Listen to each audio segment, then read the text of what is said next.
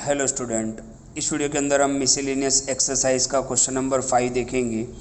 आपने आगे वाला वीडियो नहीं देखा है तो एक बार ज़रूर देख ले, जिसमें मैंने आपको सिमेट्रिक और स्क्यू सिमेट्रिक के बारे में समझाया था। बस उसी फार्मूला को यहाँ पर फॉलो करना है। अच्छा, यहाँ पर एक फार्मूला आपको याद रखना है कि ए बी होल डैश है तो क्या होगा, बी डैश ए डैश। पहले बी पे डैश लगेगा फिर ए पे डैश लगेगा। ओके, ये याद होना चाहिए। अच्छा, आपको क्या करना है ध्यान से देखो। सो दैट द मैट्रिक्स, ये जो मैट्रिक्स है B dash A B is a symmetric और स्क्यू सिमेट्रिक। आपको इस मैट्रिक्स को सिमेट्रिक भी बताना है और स्क्यू सिमेट्रिक भी बताना है according as A is symmetric. Okay, ध्यान से देखो, आपको एक मैट्रिक्स दिया हुआ है ए। अच्छा, हमें सिमेट्रिक भी बताना है और स्क्यू सिमेट्रिक भी बताना है। किसके अकॉर्डिंग? ए मैट्रिक्स के। तो यहाँ पर हम दो केस बना लेते हैं, बिल्कुल ध्यान से देखना, सम बहुत नॉर्मल है। केस 1 में हम क्या लेते हैं, व्हेन ए इज सिमेट्रिक। तो हमने सिमेट्रिक के लिए फॉर्मूला देखा था कि ए सिमेट्रिक कब होगा, जब ए का आप ट्रांसपोज निकालोगे और वो ए के बराबर ही आएगा तो वो सिमेट्रिक होता है, राइट। जब आप किसी मैट्रिक्स का ट्रांसपोज निकालो, मान लो कि आपके पास ए मैट्रिक्स है, उसका आपने ट्रांसपोज निकाला तो दोनों इक्वल आते हैं तो ए सिमेट्रिक होगा। और अगर आप ट्रांसपोज निकालो तो नेगेटिव ए आता है तो वो स्क्यू सिमेट्रिक हुआ, जो हम सेकेंड केस में लेंगे कि when A is skew symmetric. Skew symmetric का मतलब क्या होता है, ए डैश की वैल्यू क्या आएगी, माइनस ए, और सिमेट्रिक का मतलब क्या होता है, ए डैश इज इक्वल टू ए। अब इसको हमें सिमेट्रिक भी बताना है। देखो, बी डैश ए बी, इसको हमें सिमेट्रिक बताना है, मतलब इसका हम ट्रांसपोज लेंगे। क्या लेंगे, ट्रांसपोज। तो आपको यही आंसर मिलेगा, ट्रांसपोज लेने के बाद आपको यही आंसर मिलेगा तो वो सिमेट्रिक हो जाएगा।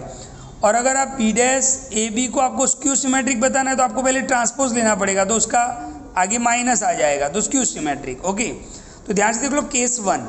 केस 1 में क्या बताया गया है कि ए इज सिमेट्रिक तो A dash is equal to ए।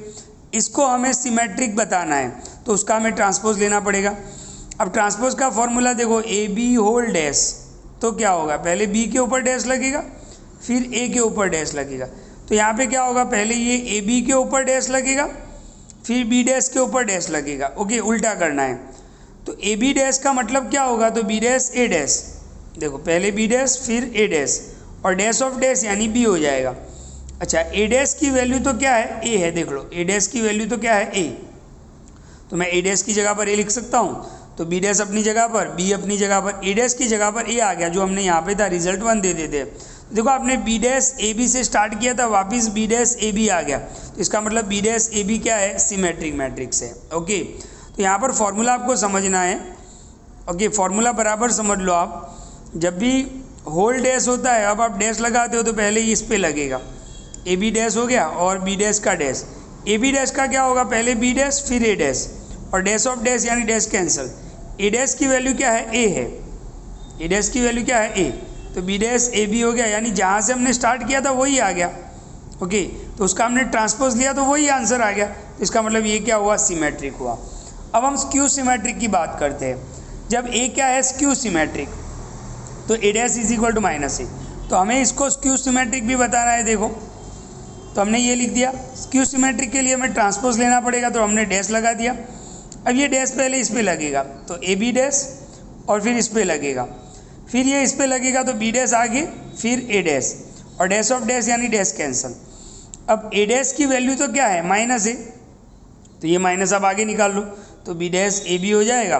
तो आपने स्टार्ट कहाँ से किया था, बी डैश ए बी, और आपको आंसर क्या मिल गया, minus B dash A B, यानी इसका मतलब क्या हुआ कि बी डैश ए बी क्या है, स्क्यू सिमेट्रिक है। तो बहुत ही नॉर्मल सम है सिमेट्रिक और स्क्यू सिमेट्रिक के, बस आपको कंसेप्ट समझना है। तो ये था आपका मिसलेनियस एक्सरसाइज का क्वेश्चन नंबर 5।